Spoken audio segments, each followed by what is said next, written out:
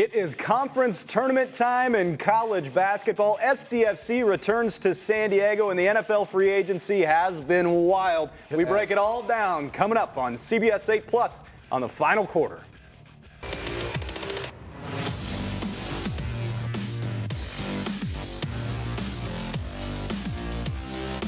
The final quarter begins right now.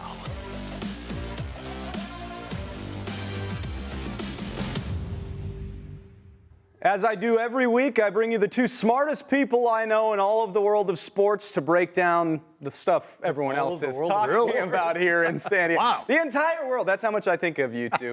And You're the only person that's given me that in my life. Yeah, you only need one. You're easily pleased, Jake. I like that. I'm going to leave that one alone.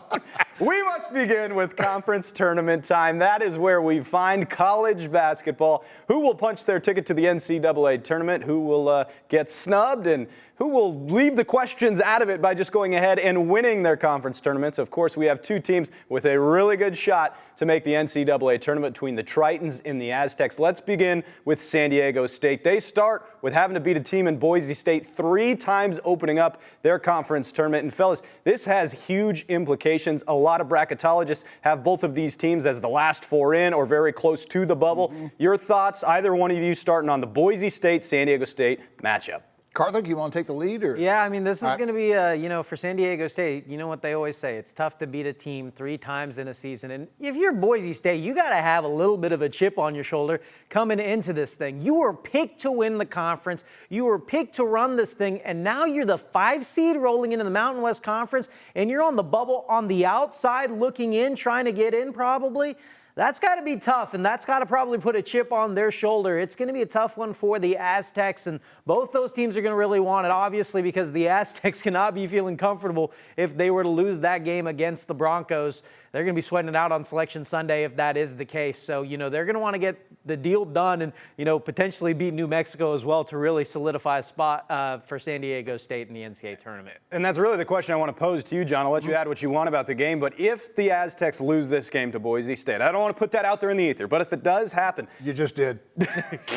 do they still make the tournament? I think they go from one of the last 4 in to maybe the first 4 out, and then they're on the outside looking in if they lose the Thursday game to Boise State. Now, the question is, will the selection committee look at history, what they've done? They were in the national championship game 2 seasons ago, and though that roster is totally different, Brian Dutcher has a way of taking rosters and developing them to be playing their best basketball this time of year. I would certainly hope they might get a little bit of leaning that way to come in. I think if the Aztecs knock off Boise State, they definitely get in. Whether or not they're going to be that 11 seed that has to play a play-in game, we'll see. But Boise State, it's a must-win Thursday for them to get an at-large berth. So there'll be one motivated team. It's going to be a dogfight. The two teams know each other very well. Should be a very entertaining ball game. And then I'll kind of flip the coin and say on the really positive side, if the Aztecs go on and win the Mountain West Conference tournament, obviously they're in. They could maybe get all the way up to a 9. I mean, it's a 9-10 situation. That could be really good for them. But I think to your point, John, if the Aztecs win against Boise State on Thursday, I think they're in. I think that takes care of business. If they lose, I have some serious questions about what will happen with the Aztecs. So a massive matchup coming up on Thursday for that between Boise State and San Diego State. Your guys' thoughts on the Mountain West Conference tournament as a whole, kind of your predictions as this thing gets tipped off. I think it's really up in the air. I think anyone can honestly win it. We've seen 5 teams probably at the top that can beat any of them on any given day between New Mexico, Utah State, Boise State, Colorado State, San Diego State. I think all those teams are very capable of winning the Mountain West Conference tournament. And one other note to the bubble and everything that goes on with that. If Boise State were to beat San Diego State, and then let's say they were able to beat a New Mexico team and then make it to the conference title game, if a Boise State got in over San Diego State, even though San Diego State beat them 2 times in the regular season, both in their own dojo and on the road, I would have a hard time feeling that. But I also look at the teams that are in those first 4 out in a lot of the bracketology, and their resumes are not super impressive. Like a North Carolina, for example. I'd be really interested to see if you were to even compare San Diego State to North Carolina, if North Carolina were to make it to their conference tournament championship game and lose, don't get the automatic qualifier. I still think San Diego State probably has a better resume resume than North Carolina all in all. So those are interesting things to look at if San Diego State were to still lose to Boise State. What we're looking at, Mountain West Conference tournament as a whole, up for grabs. I have no idea who's going to win it. Well, I think Boise State, something we don't want to happen is Boise State to win the conference tournament, because that's going to steal a bid, because New Mexico will definitely get an at-large bid, and Utah State likely getting an at-large bid. So if Boise State, Colorado State goes on to win this conference tournament, that could be taking the spot in the tournament roster brackets of San Diego State. So I really want to see the Aztecs win this tournament, but if they don't, love to see New Mexico get the victory there so that the number of bids stay as large as possible. I really think it's going to be New Mexico or Utah State winning this conference tournament. The Aztecs lost twice to Utah State. The Aggies, a tough nut to crack. The one thing the Aztecs do have going for them, a lot of success playing in Las Vegas at the Thomas and Mack Center. And it's the home away from home for San Diego State. Large fan base traveling across the desert, despite the rain, to cheer on the men from Montezuma. Viejas East, as we like to call the Thomas and Mack Center. And look, the committee has shown the Mountain West a lot of love. I mean, it's not like they've snubbed the Mountain West over the years. There's been 4 or 5 teams in. 6 teams from the Mountain West, 6 teams in before from the Mountain West. So it's not like the committee doesn't trust this conference. Now, maybe they shouldn't, because nobody else but San Diego State has really won in the NCAA tournament from the Mountain West. But they are willing to give multiple bids to this conference, so hopefully that does play in the Aztecs' favor. A conference I'm not so sure that the committee is willing to give multiple bids to would be the Big West, where the UCSD Tritons play. A lot of pressure on the Tritons, in my opinion, going into this tournament to win it. I just don't see the committee giving out 2 Big West bids. Your guys' thoughts, am I wrong there? I think the way I have finally settled this in my mind, it's a 2-team conference if UC San Diego does not win the conference tournament. I think UC San Diego has a strong enough resume to get an at-large berth. So if the UC Irvine or some other school wins the conference tournament, I think the Tritons are an at-large team. If the Tritons go on to win the conference tournament, I don't think it's a 2-tournament conference. I think UCI or whichever other team would lose in the final would not be going. So 2-team conference if the Tritons do not win the conference tournament. It's a 1-team conference if the Tritons win it. I think you're being positive. I think you're being positive. The way that I've shook it out in my mind is, damned if they do, damned if they don't. Put UC San Diego in the tournament, as long as they don't lose into the semis to like a CSUN or something like that. UC San Diego has been so good all year. I know the selection committee is not going to pick them and put them into the NCAA tournament field if they were to lose their conference championship game. I already know it. This is kind of like what we saw with VCU last year. Had a great NET, didn't get in as an at-large. I don't think they won their conference tournament, obviously, because they didn't make it to the NCAA tournament. So, I could see UC San Diego being in that kind of boat. Do I agree with it? No, I don't agree with it, because UC San Diego's been so good, and one loss and a recency bias shouldn't keep them excluded out of the big dance. That would be insane. We're seeing a team that so many people are considering being so close to the top 25, and if you were to say because they lost one game at neutral floor in their championship game of their conference tournament, you're not going to put them in? What kind of logic is that? That would be hosiery at its finest, and I do not want to see it. What UC San Diego needs to just do, though, is just win their conference tournament, put it all to bed, because I'm going to pull my hair out on Selection Sunday if they were not to win and they get left out. It is broken logic. I don't like the conference tournament as a whole. You go win outright your conference in the regular season, to me, you should be in, but that's a bigger conversation for a later date. A team that's already taken care of business, how about the San Diego State women's Aztec basketball team? They win their conference tournament as a 4 seed along the way. They upset the 3-time reigning conference champs and #1 UNLV. And the women Aztecs, who I can say strongly, this was the only way they got into the NCAA tournament, even though they had won 20 regular season games this year, win the conference tournament. They are dancing, fellas. Yeah, you got to love this. And they knocked off Wyoming. A triple overtime thriller. Whew. And they had lost to Wyoming twice during the regular season. So they really got they really overcame the hurdles that they couldn't get over previously in the season. And can't wait to see what they'll do as the postseason continues. But love it that one San Diego team is already into the NCAAs. Just beautiful. I mean, the first time, I believe, in 13 years they've won their conference tournament, making it to the NCAA tournament as an automatic qualifier. And what a season it has been for them. They started 8-0 at the beginning of the year, the first time they'd done that since like the 1988-1989 season. This has just been a great season for the Aztecs all in all on the women's basketball side of just accomplishing so much. Now they get to go play in the NCAA tournament, and you can't say enough about the performances on the court in that game. Veronica Sheffy, 24 points, 6 rebounds, 5 assists. Callie Clark had like 12 points, 17 rebounds, 6 steals, 3 blocks or something. It was insane, the stat lines those ladies put up to help their team make it to the NCAA tournament. Just impressive stuff, man, and we love to see it. And the San Diego native and freshman Naomi Ponganiban had been doing huge things throughout the conference tournament for the women's Aztecs basketball team. So huge congrats to them. Looking forward to see what they can do in the NCAA tournament. Meanwhile, let's move on to football, soccer, if you will. San Diego FC coming back home here to San Diego to play at Snapdragon Stadium this weekend against the Columbus Crew. Guys, they gave up their first goal in the history of their franchise. All they did to answer, score 3 straight and take down Real Salt Lake. What a game that was. Let's start with the performance from last weekend, and then let's talk about the Columbus Crew. But how about that, right? We were waiting to see this team face some adversity, and maybe they faced a little in that 0-0 draw here at home in Snapdragon Stadium in their inaugural match in San Diego. But this was true controversy, not controversy, but true adversity that they fell behind 1 goal and then they scored 3 straight. Pretty impressive stuff, guys. It was really good stuff. In clutch time, I mean, that's when you want it, right? I mean, Mike Ivaris even said after the game, you know, we're a team that didn't want to just settle for 1-1. We preach to this team, you got to finish and you got the win. Some teams will just be like, hey, we're in stoppage time and this game's tied 1-1. Let's just take the draw, get our point, and leave. San Diego FC said, no, sir, we're going to grab our 3 points on the road, upset you in shocking fashion, and then we're going to leave. And that's exactly what they did. And what can you say other than voila from Anders Dreyer? What a beast he's been through the first 3 games. 3 goals in 3 games, and the clutch one right there, and, you know, some clutch ones in the opener against the LA Galaxy. That guy is that dude, man, and they're playing so good, and that was just really impressive for them to steal it like that in the waiting moments. Yeah, they have very quickly become a team worth tuning in for. Yeah. I remember the first match, you know, the final 20 minutes of the match when they finally took the lead, or it was tied, they went up 1-0.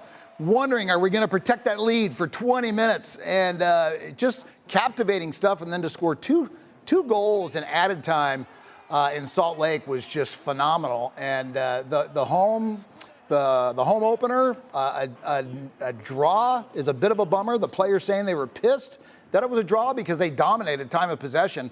It'll be very interesting to see what happens Saturday night against the Columbus Crew coming in. Yeah, and Columbus is a good squad. They're also undefeated, holding the same exact record, 2-0-1 record that San Diego FC has. Now, the last time San Diego was home, there was a bit of controversy. That's why that word was in my head, by the way. There was a bit of controversy here in San Diego. Today at their media session, CEO Tom Penn did address what it would be like the second time around at Snapdragon Stadium. Prior to the chanting even starting, we're being explicit and clear about our expectations and our position as a club. You know, we didn't do that before the first match, right? So we're very clear in terms of stating not here. Aquí no is basically our idea, that we want everybody to bring their energy and their passion, but there's no place for the goal kick chant that is so controversial and so divisive. You know, we want to be a club that unifies everyone and brings together this whole community. And our basic message is that's not us and not here. You know, I really appreciate what the San Diego Football Club is doing here, and it's reminding me a lot of what the San Diego Loyal did during their short term. They are a community organization. They want to unify the community, and what they are doing with this right now is they are nipping it in the bud. These, you know, hooligans, if you will, come in here and start the chant. You know, the homophobic chant that's been going on for nearly a decade, if not more than a decade, primarily from Mexico fans, you know, pointed toward the opposing goalkeeper. They don't want to accept it, and it's not acceptable. And I was at that press conference today with Tom Penn as he talked about this. They're going to be putting signage up around the stadium. They're going to put a flyer in every cup holder, and then prior to the game, Penn and 3 other people connected with the organization are going to talk to the arena pregame on the public address to talk about what is acceptable, what isn't, and what they are trying to create here in San Diego. My hat is off to SDFC and the steps they're taking to make this truly a family environment to go and watch a soccer match. Yeah, obviously inclusivity is huge, and they took a stand. That was the opening statement from Mikey Varas. As soon as that game was over at home, he came out and spoke in Spanish and addressed those homophobic chants, and then once again stated in English. And he was very, very stern when he said this is not acceptable, and if you're going to keep doing it, don't show up to the games. And that's the serious tone this club has been taking towards this. Obviously, those affected by it must be very appreciative of the fact that they're taking the stance, because that really says, we are a team for you, and we are here to serve you in this community, and we're here to not only entertain you, but be there for you, and I like that. Sometimes I get frustrated in the, we're around the sports world. I get frustrated sometimes in the sports world because certain people use it as a vessel to be able to talk or act the way they want because it's around sports. And it makes no sense to me. Just because you root for a certain team, you can talk about this way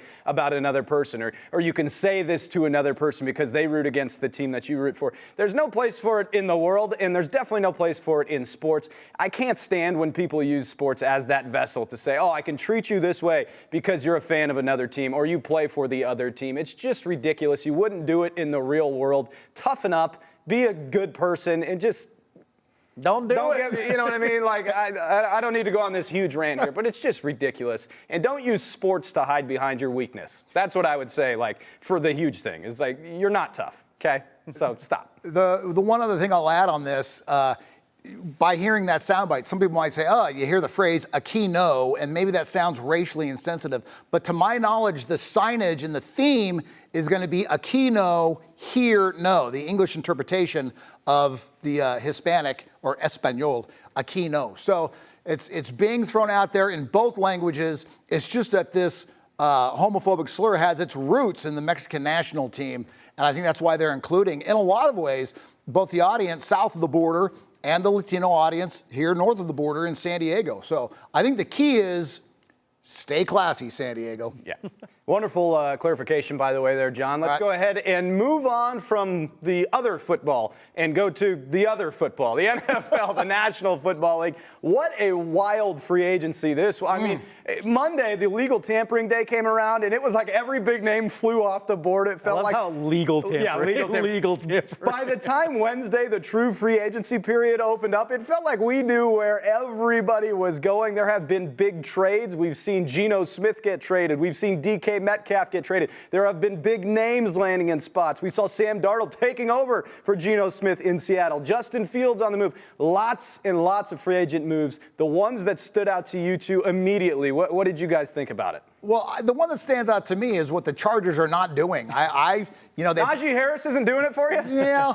They brought back Mike Williams. Yeah, and it's like, well, why'd you let him go in the first place? If he was that great, they didn't bring in Devontae Adams. I kind of wanted to see Cooper Kupp, who was released by the Rams, still out there, go across town to the Chargers. And yeah, he's still out there, so possibly that could happen. I know Cooper Kupp wants to stay in L.A., so he could stay in L.A. if he ends up with the Chargers. And then the other thing is Aaron Rodgers. Holy mackerel. That did not work very well for the Jets the last 2 years. It'll be very intriguing to see who he signs with and how he does next season. Yeah, Chargers, no wide receiver, major wide receiver addition is kind of a head scratcher since that was such a big topic of discussion last season.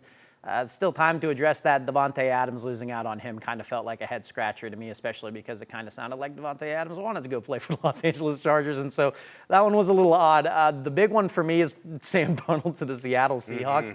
Holy overpay, probably. And, the thing is, Geno Smith did such a great job with the Seattle Seahawks offensive line and just how porous they were and how bad they were, honestly speaking. The analytics show that if you look at Geno Smith, he wasn't responsible for most of the sacks and hits he took. It was really that offensive line. Sam Darnold, not as mobile of a quarterback. I'd be interested to see if he's going to be able to stand up straight in that pocket most of the time. Coming off a great year, but it's really the only year that we've seen him play well in the National Football League. What's going to happen there? I'm very interested to see. Seattle got a third-round pick after trading Geno Smith away. What they're able to do and really bulker up their offensive line and maybe, other positions that kind of help out. But who's Sam Darnold going to throw the ball to as well? When you let go of DK Metcalf, Tyler Lockett, that adds some questions. Obviously, you have Jackson Smith and Jigba still there.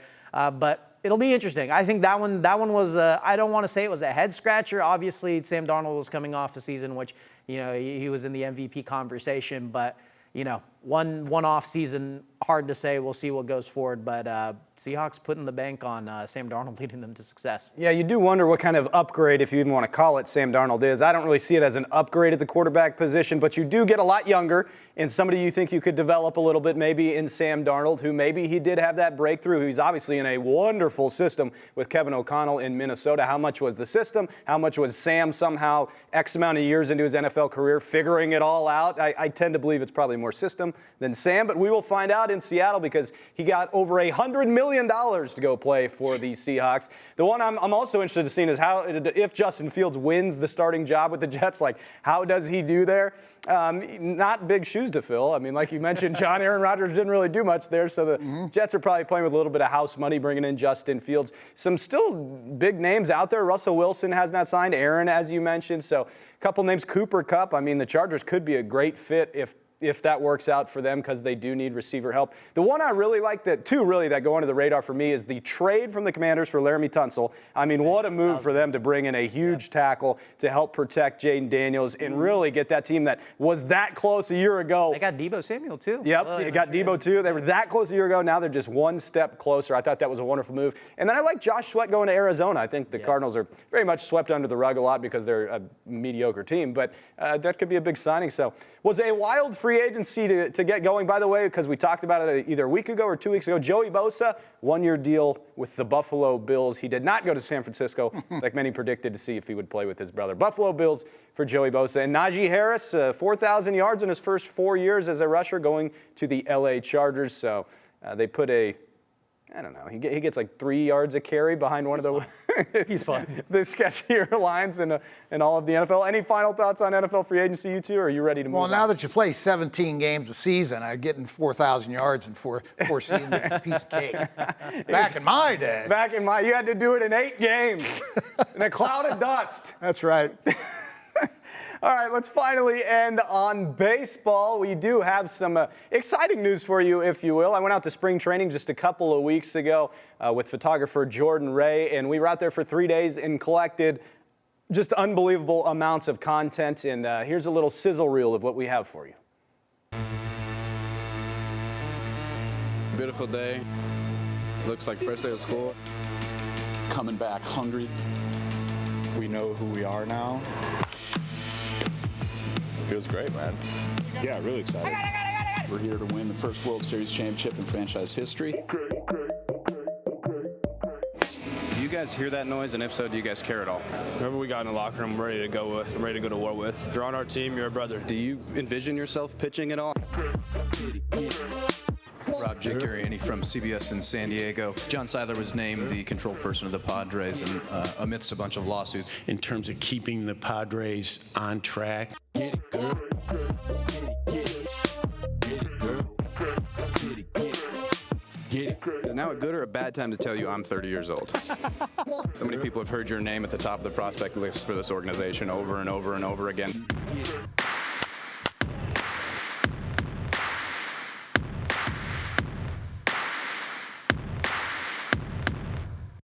I think we come in every year with the same thought, the same mindset, us as players. I think everyone. There's one goal in mind, win a championship. We're definitely ready. I'm here to play baseball and then try to win the World Series. And then that's to win a World Series. Hey, we got a World Series caliber team. First World Series championship in franchise history. Do your best to shock the world. No, it's awesome. So as you saw there, we pretty much talked to every star player, all the new players. We talked to the front office executives. We talked to broadcasters and Mark Grant.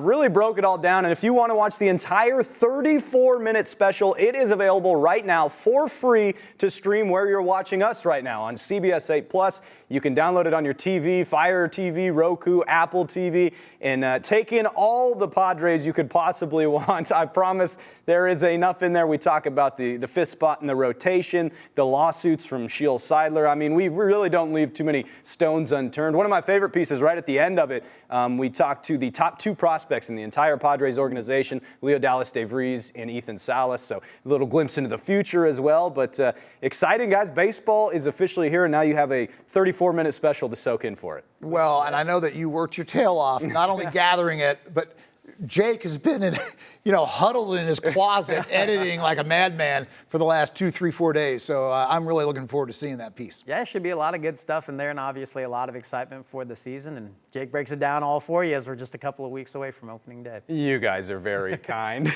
I appreciate it. The smartest sports person. Yeah, exactly. It's the least I could do. It's the least I could do. Well, that is available on CBS 8 Plus right now, as I mentioned, and we are available every week on CBS 8 Plus. You can come back right here next week with us on the final quarter on CBS 8 Plus. Again, Apple TV, Roku, Fire TV. Thank you as always for joining us. And as always, you two, send us off.